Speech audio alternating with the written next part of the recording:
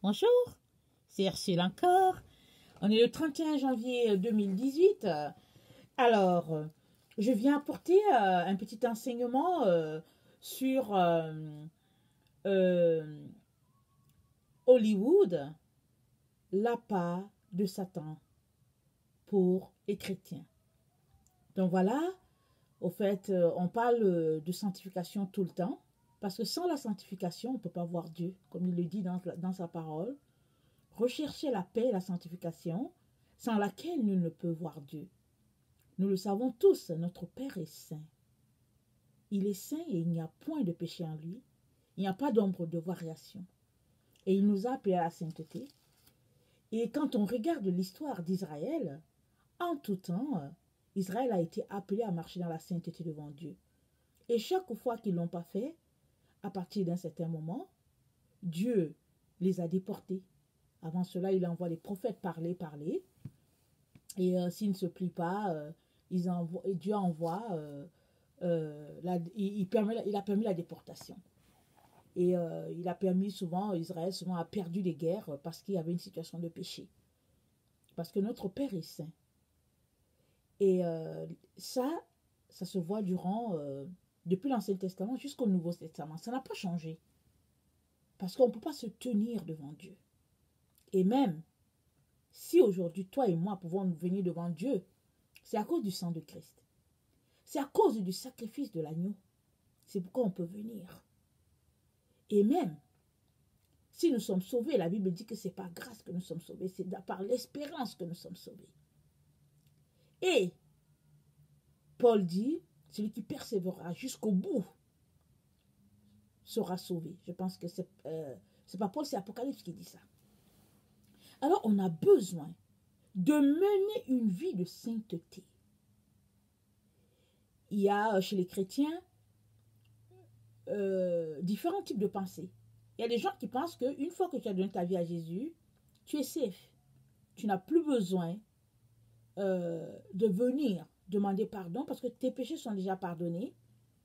Et ils aiment citer que celui qui est en Christ est une nouvelle créature et toutes choses, les vieilles choses sont passées et puis toutes choses sont nouvelles. Ils aiment citer ça.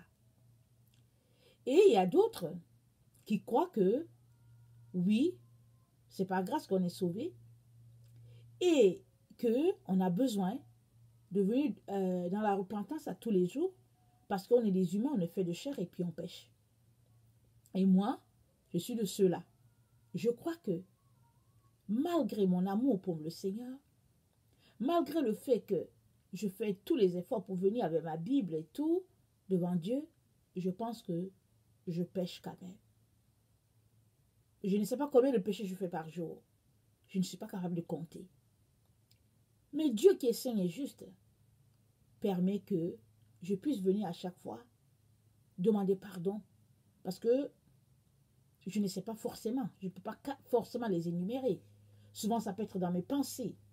Souvent, ça peut tout simplement être que, bon, peut-être je donnais un argument par rapport à quelque chose et puis, en tout cas, ça n'avait pas sa place, je ne sais pas. Tout ça pour dire que la seule personne qui n'a point péché, dit la Bible, c'est Jésus-Christ. Quand il a vécu sur cette terre, c'est dit que dans la bouche duquel il n'y a point été trouvé de fraude.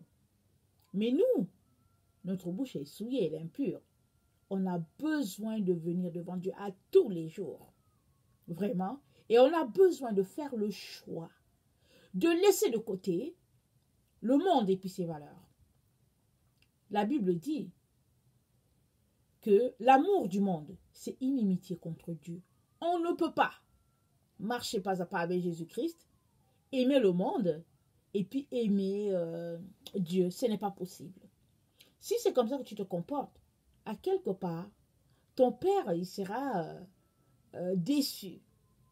Même si tu as confessé Jésus-Christ comme ton Seigneur, mais que tu choisis ces choses du monde-là, au fait, tu te prives de beaucoup de bénédictions. Et malheureusement, il y a beaucoup d'enfants de Dieu qui sont versés dans les cultures du monde et qui, pour relaxer, trouvent leur joie dans les films et puis les divertissements. Et bon, oui, on peut trouver des films chrétiens. Il y en a. Ces temps-ci, on en trouve un peu qui interpellent bon, à une vie de foi, à une vie de prière. Mais la plupart des films sont portés à présenter à celui-là qui regarde des scènes ou bien des situations un peu déplaisantes. Et il fut une série, il fut un temps, je pense à partir des années peut-être 2000, où les gens aimaient beaucoup faire les films, où je pense que c'est Hollywood, les films sur les histoires des hommes de la Bible. Histoire sur Abraham et Sarah, sur Rebecca, sur Bathsheba et David, en tout cas, des films comme ça. Et généralement, les chrétiens, ils courent, tu te dis, ah, c'est une histoire de la Bible, je vais aller regarder. Et si on ne fait pas attention, ou bien si vous avez fait attention, vous qui les avez regardés, vous avez dû constater que, au fait, c'est des films faits comme on aime les films dans le monde. Et bon, un enfant de Dieu peut rester là regarder pour dire que bon, écoutez, c'est une histoire qui est dans la Bible et puis bon, je regarde. Mais, pendant que tu regardes ça, sache qu'il y a beaucoup de subtilité de l'ennemi là-dedans. Parce que,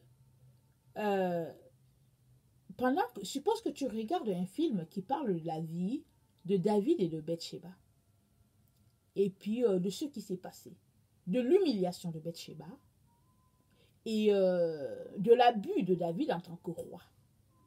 Et suppose que tu regardes un film où on te présente tout, on te présente la scène sur le lit. Qu'est-ce que toi, par exemple, tu gagnes? Je ne sais pas qu'est-ce que tu gagnes là-dedans. Sinon que tu gagnes le péché. Dans ce sens que les deux acteurs, ils ne sont pas mariés dans la vraie vie. Et quand bien ils seraient mariés, ils n'ont pas besoin d'exposer leur intimité. Et maintenant, David a commis cette scène-là. Il a demandé pardon. On a vu toutes les conséquences. Et Dieu dit que ton péché, je l'efface, je ne m'en souviens plus. Alors Dieu a tout vraiment pardonné et jeté tout ça en arrière. Alors pourquoi ramener à l'esprit des enfants de Dieu, par exemple, cette scène-là, encore et encore pour montrer comment ça s'est passé? Si ce n'est pas Satan qui est en arrière, qui te fait accepter des choses comme si, bon, il n'y a rien là, c'est dans la Bible, alors que, dans le fond, c'est un appât pour toi, pour que tu te retrouves à faire ces mêmes choses-là. Parce qu'au fait, Satan ne donne rien pour rien. Il ne peut en aucun cas être l'ami des enfants de Dieu. Ce n'est pas possible. Et tout ce qu'il fait, c'est pour détruire l'enfant de Dieu dans toute sa racine. Malheureusement, il y a plusieurs enfants de Dieu, des gens vraiment consacrés au Seigneur, qui se retrouvent pris à ces choses-là en disant que non, je vais regarder un film, c'est un film chrétien, c'est une histoire vécue et puis tout. Mais est-ce que tu prends le temps, toi qui as donné à ces choses-là, est-ce que tu prends le temps de vérifier d'abord avec ton père s'il aime ça pour toi? Est-ce que tu prends le temps de vérifier c'est quoi le film, c'est quoi l'histoire qui est en arrière? Quelle est la scène, qu'est-ce qui est joué? Est-ce que tu prends le temps vraiment de t'assurer qu'il n'y a pas un piège subtil dans ce que tu regardes? Parce que ce serait dommage que tu puisses te lever avec un désir ardent de ne point pécher, mais quand même tu te retrouves à regarder un film parce que par exemple c'était une soirée de film pour la famille et que que tu ne remarques même pas qu'il y ait une subtilité dans ce film-là fait pour te faire accepter le péché petit à petit et dire que c'est normal. J'aimerais un peu qu'on lise Jean 17, le verset 14 au verset 19. Je leur ai donné ta parole, ça c'est Jésus qui parle. Et le monde les a haïs parce qu'ils ne sont pas du monde. Je ne te prie pas de les ôter du monde, mais de les préserver du mal. Ils ne sont pas du monde, comme moi, je ne suis pas du monde. Sanctifie-les par ta vérité. Ta parole est la vérité. Comme tu m'as envoyé dans le monde, je les ai aussi envoyés dans le monde, et je me suis sanctifié moi-même pour eux, afin qu'eux aussi soient sanctifiés par la vérité. Ce n'est pas pour eux seulement que je prie, mais encore pour ceux qui croiront en moi par leur parole, afin que tous soient un, comme toi, Père, tu es en moi et moi je suis en toi, afin qu'eux aussi soient un en nous, pour que le monde croie que tu m'as envoyé. Je leur ai donné la gloire que tu m'as donnée, afin qu'ils soient un comme nous sommes un, moi en eux et toi en moi, afin qu'ils soient parfaitement un, et que le monde connaisse que tu m'as envoyé et que tu les as aimés comme tu m'as aimé. Père, je veux que là où je suis, ceux que tu m'as donnés soient aussi avec moi, afin qu'ils voient ma gloire, la gloire que tu m'as donnée parce que tu m'as aimé avant la fondation du monde. Père juste, le monde ne t'a point connu, mais moi je t'ai connu, et ceux-ci ont connu que tu m'as envoyé. Je leur ai fait connaître ton nom, et je le leur ferai connaître, afin que l'amour dont tu m'as aimé soit en eux, et que je sois en eux. Donc, voilà, je viens de vous lire une partie de la prière que Jésus a fait pour nous. Jésus s'est sanctifié lui-même pour nous, afin de nous montrer l'exemple. Et dans sa prière, il a dit que nous aussi, il aimerait qu'on soit sanctifiés, tout comme il est un avec le Père. Il aimerait aussi que nous, on soit un avec eux. Il a dit, tout comme je suis en toi et toi en moi, j'aimerais aussi que eux y soient en nous.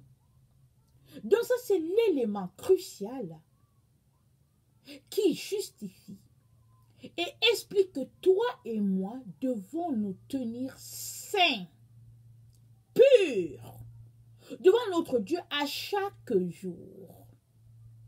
Ça doit être notre but. Ça doit être notre objectif de tous les jours. D'être purs, afin de ne pas briser notre relation avec notre Père, avec notre Seigneur. Et ça demande une volonté de notre part. Et nous avons besoin, de toutes parts, d'être aux aguets pour voir les subtilités de l'ennemi. Oui, il y a des gens qui disent que, écoute, écoute, il faut bien que je me divertisse. Je ne veux pas passer toute ma vie à lire la Bible. Il y a des gens qui disent ça. Ils vont préférer lire des romans, puis des livres, et puis des livres chrétiens et tout. Bon, c'est correct. Tant que le livre est saint, il n'y a pas de problème. Parce que si c'est Dieu qui a suscité le livre, c'est que il suscite aussi des paroles venant de lui. Donc, il n'y a pas de problème à ça. Si tu lis un livre inspiré par l'Esprit de Dieu. Mais il y a un problème. Si tu vas lire un livre, par exemple, qui est versé vers les valeurs du monde, où le Christ n'est pas mis, où le Christ n'est pas élevé, il y a un problème. Si tu te retrouves à regarder des films que ton père n'aime pas, oui, il peut arriver qu'en tant qu'enfant de Dieu, Dieu te dise de regarder un film, par exemple, parce qu'il veut te donner un enseignement. Il y a des films ici qui sont tournés dans le monde, par exemple, qui sont basés sur l'Apocalypse. Mais on ne dit pas aux gens que c'est l'Apocalypse. Il y a des films qui sont basés sur le livre d'Enoch. Le livre d'Enoch, et on fait croire aux gens que c'est une invention d'Hollywood et que il y a des aliens qui arrivent sur la terre et tout. Mais c'est Enoch qui a parlé des anges déchus et qui a dit, comme Jésus nous l'a dit, ils vont envahir le monde. Il y a des films qui sont tournés comme ça. Donc souvent Dieu peut demander à son enfant, va écouter ça parce que j'ai quelque chose à te parler là-dedans. Ça arrive. Mais si Dieu n'est pas dans ce que tu fais, pourquoi tu le fais, par exemple? J'aimerais ici parler de nos acteurs préférés. Vous savez, quand j'étais jeune fille, comme tout le monde de ma jeunesse, il y a des choses auxquelles j'étais accrochée. Et je n'ai jamais été une personne qui a aimé les films. Au fait, quand j'avais déjà 15 ans, J'avais déjà demandé au Seigneur, j'avais déjà dit au Seigneur, Seigneur, enlève-moi l'amour du film. Parce que de toutes les manières, je n'en regardais pas, parce que je suis une personne tournée beaucoup vers les écritures, vers l'écriture, vers la lecture, les romans et tout ça. Je suis portée vers là. Et j'aime pas vraiment regarder les films. Et puis ça n'a pas changé. Le Seigneur a écouté ma prière, ça n'a pas changé. Mais il est arrivé quand même que je suis tombée sur le film Pélican. Je pense tourné par Monsieur Denzel Washington quand j'étais jeune. Alors, j'ai aimé vraiment le film avec tous les scandales qui sont passés aux États-Unis et tout. J'ai aimé l'acteur, la façon dont il a agi dans ce film-là. J'ai trouvé ça vraiment, je l'ai trouvé vraiment très classe, cet acteur-là.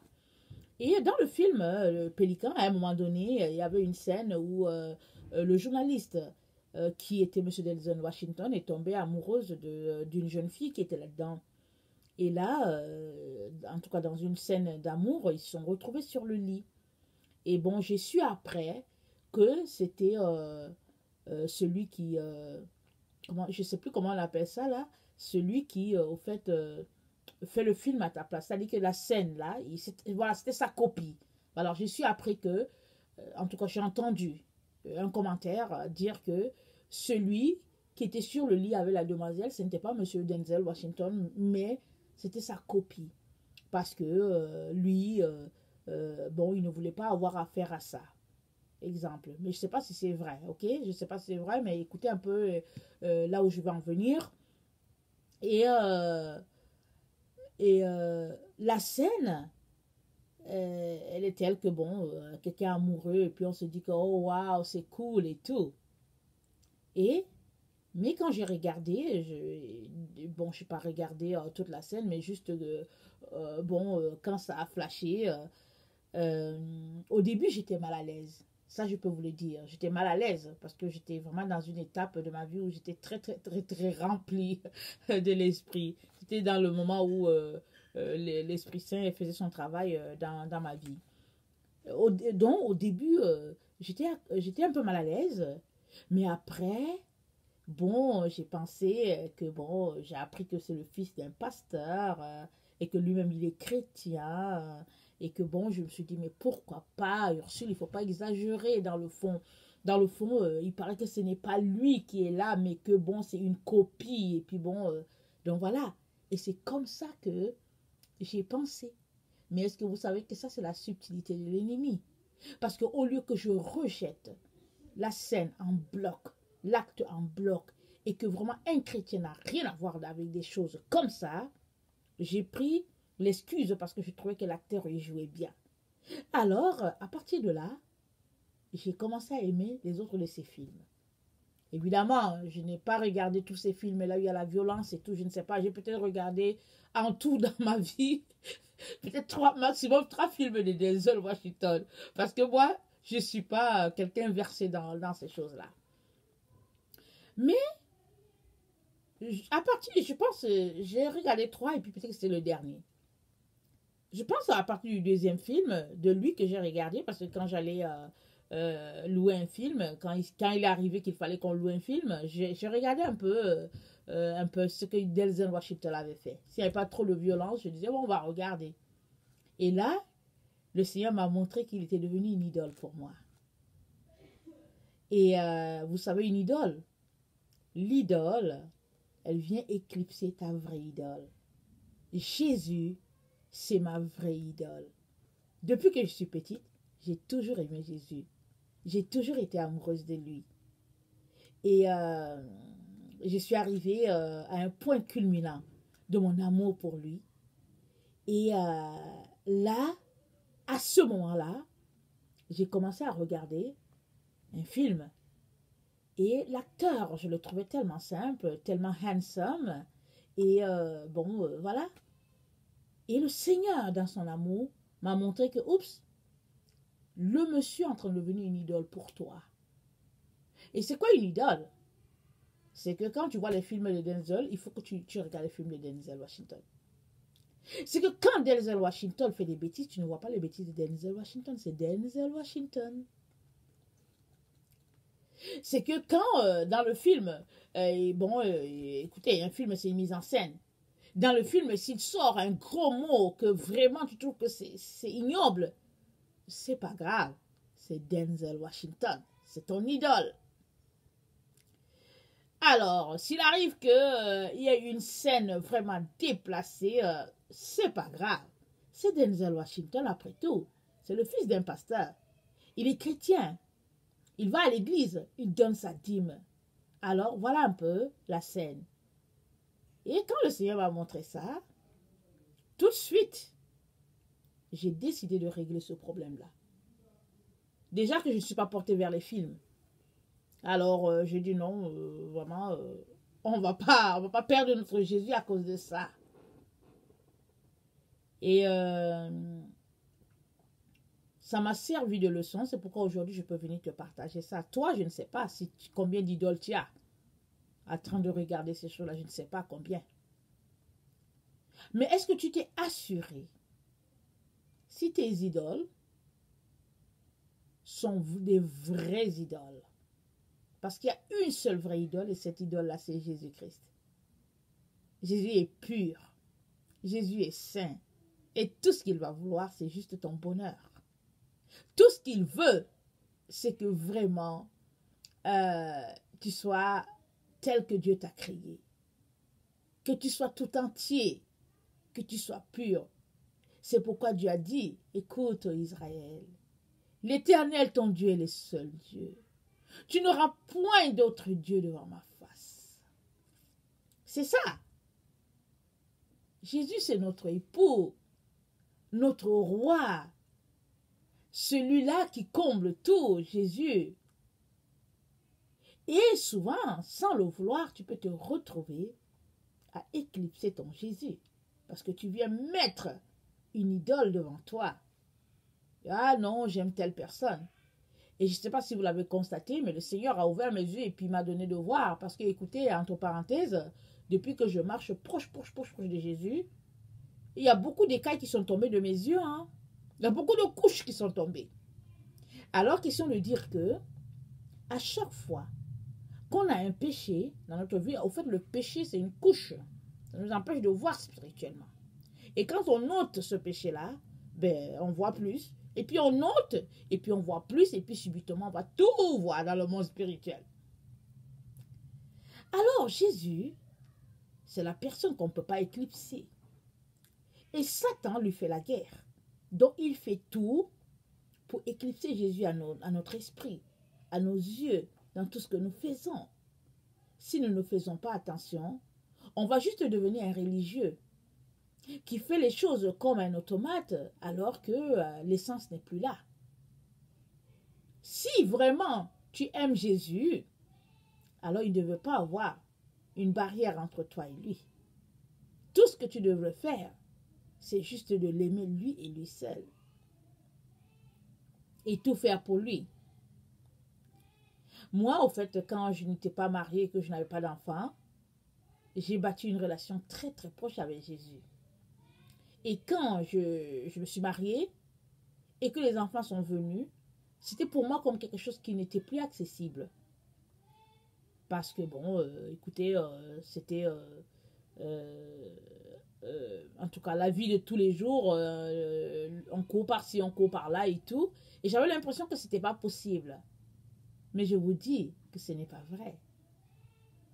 Je vis aujourd'hui proche de mon Seigneur, je pense, beaucoup plus proche que quand j'étais seule, quand j'étais étudiante, que j'avais tout le temps, je vis beaucoup plus proche de lui.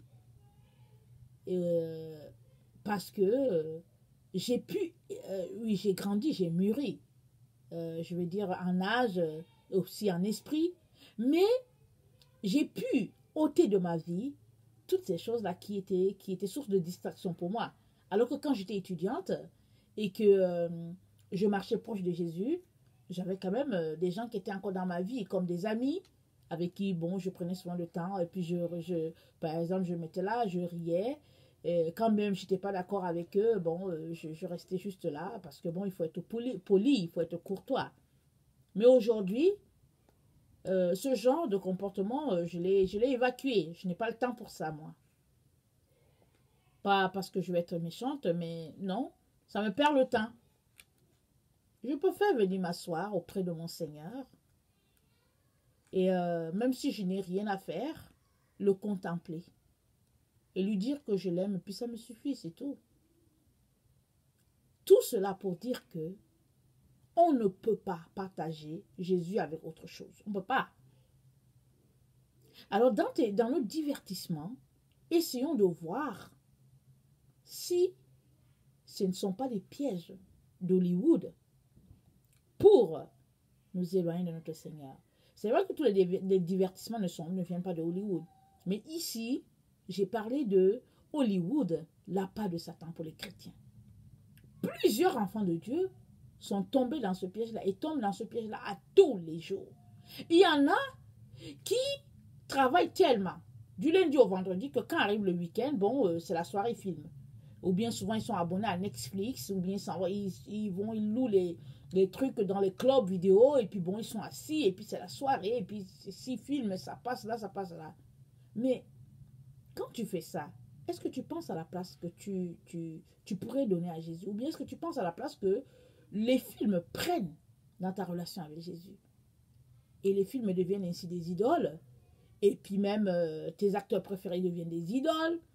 Et puis finalement même, au-delà de l'idole, tu te retrouves à pécher en esprit, en pensée, à imiter toutes sortes de personnes. Et puis il y a cette atmosphère malsaine dans la maison parce que l'esprit de Dieu est chassé par ces choses-là, vraiment souvent vulgaires. Alors je viens vraiment nous encourager, chers frères, chères sœurs, à faire très attention à nos divertissements, à faire très attention aux différents films qu'on regarde, ou bien des théâtres. Moi, je me rappelle qu'il y a quelque temps, je vous le partage, j'ai été, quelqu'un nous a offert, mon mari et moi, un billet pour aller voir un spectacle. Ça a été quand même dispendieux pour la personne. Et bon, et il nous a, le spectacle concernait l'acteur, en tout cas l'acteur c'est quelqu'un que non, non. Dès qu'il ouvre la bouche, il va toujours dire quelque chose qui n'est pas correct. C'est quelque chose de vraiment très déplacé. Et la personne qui nous a offert ça était très proche de nous. Et vraiment, c'était une vraie colle, mon mari et moi. On était très conscients du fait que on pouvait accepter et garder notre amitié avec la personne, ou bien refuser d'aller se souiller l'esprit et perdre notre relation avec la personne. Et on n'avait pas d'autre choix. C'est-à-dire la personne ne nous a pas laissé le choix. C'est-à-dire c'était ça, ça a été payé. Et puis bon, vous savez, ces grands spectacles-là, c'est souvent que c'est payé et puis les places sont réservées et puis bon, voilà. Mais Dieu est bon. On a choisi de ne pas aller souiller notre esprit. On s'est dit, mais c'est pas possible. On ne peut pas aller s'asseoir et rire avec des personnes, rire sur des hérésies, des bêtises, parce qu'on veut faire plaisir à quelqu'un. On s'est dit, mais ça n'a pas de sens. Évidemment, on a perdu notre ami, mais non. Et on espère que ça va aider cet ami-là qui est aussi chrétien à voir que non, avec le Seigneur Jésus, c'est du non négociable. Évidemment, la personne n'a pas été méchante. Elle voulait faire quelque chose de bien pour nous. Mais non, peut-être n'a-t-elle pas consulté Dieu. Je pense qu'elle ne l'a pas consulté parce que si elle l'avait consulté, il allait lui dire ce qu'elle devait faire. Pas nous envoyer dans un endroit où ce n'est que souillure. Bon, nous, on était rendus là. Elle n'était pas encore rendue là. Et finalement, on a choisi notre Jésus. Parce qu'on pense que Jésus, pour nous, c'est le plus grand amour. Il était hors de question pour mon mari et moi qu'on puisse vraiment lui donner une gifle en pleine face avec cette histoire-là de grand spectacle. Grand spectacle par rapport à quoi? Le plus grand spectacle de tous les spectacles, c'est Golgotha. C'est là que Jésus a été cloué. C'est là qu'il a exposé domination, autorité, principauté. C'est là que tout s'est passé. Et il a exposé tout cela. Et il a arraché la clé de l'enfer pour nous. Pour que toi et moi, nous puissions vivre dans la sanctification, jour après jour, jusqu'à ce que le Seigneur vienne nous chercher. Il est très important que nous puissions refuser tous les plans de l'ennemi. Même si c'est parce que on va perdre des amis, c'est pas grave. On va prier pour eux et le Seigneur va les toucher. Il va les arracher au monde des ténèbres. S'il vous plaît, l'heure est grave. Ne nous amusons pas avec un si grand salut. Prenons soin de ce que Jésus nous a donné. La vie éternelle, elle est précieuse. Ça, c'est le plus beau cadeau qu'il nous a donné. Le prix de son sang. Ça ne mérite pas qu'on aille se souiller à écouter quelqu'un et puis à lui montrer nos dents alors qu'il raconte des mensonges. Et Dieu seul sait quel Dieu il adore. Et Dieu seul sait dans quelle boule il s'en va lire. Et Dieu seul sait avec qui il se vautre dans les péchés. Et toi, enfant de Dieu, tu vas aller t'asseoir pour le regarder. Tu vas t'asseoir, le regarder, insulter ton Seigneur. Il y a des comédiens qui passent leur vie à faire des blagues et des hérésies sur Jésus. Tu ne devrais pas, toi, enfant de Dieu, t'asseoir pour écouter de telles personnes. Parce que ton Seigneur ne mérite pas d'être moqué. Il a été moqué une fois. Le jour où il est mort pour toi et moi. Et tu dois refuser que les gens continuent de le clouer encore aujourd'hui. Tu dois refuser, mon frère et ma sœur. Que le Seigneur nous fortifie. Que sa grâce nous donne de bannir de notre vie tous les pièges de Hollywood afin de nous faire tomber et de nous donner de marcher des enfants défaitistes. Soyez bénis, s'il vous plaît. Lisez votre Bible. S'il vous plaît, faites le ménage. Jésus est en train de venir. Jésus est en route. Jésus arrive, il va ravir son église. Il va ravir son épouse, celle-là qui l'attend. Soyez du nombre, s'il vous plaît. Si tu es quelqu'un qui ne connaît pas le Seigneur, s'il te plaît, viens devant Dieu. Demande-lui si le chemin, c'est seulement Jésus-Christ. Si tu ne peux pas aussi aller du côté, par exemple, de Mahomet, de Confucius, de Krishna, de Dalai Lama, de Bouddha, va voir Dieu. Demande-lui.